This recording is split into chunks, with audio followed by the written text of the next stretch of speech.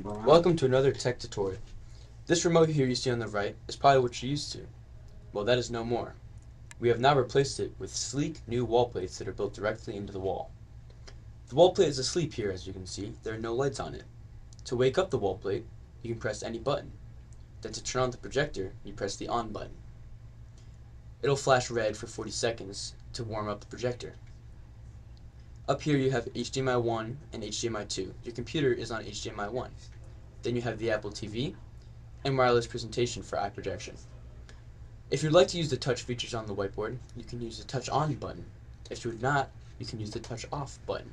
Just make sure we don't unplug anything from the projector or the accessories around it. Down here on the bottom, we have the mute button, which mutes the video and audio, and next to that, we have the freeze button, which will freeze the video. To the left over there, we have the volume control knob to change the volume. The volume remembers between different inputs, so if you're on the Apple TV, it'll stay the same versus if you're on your computer. Thank you.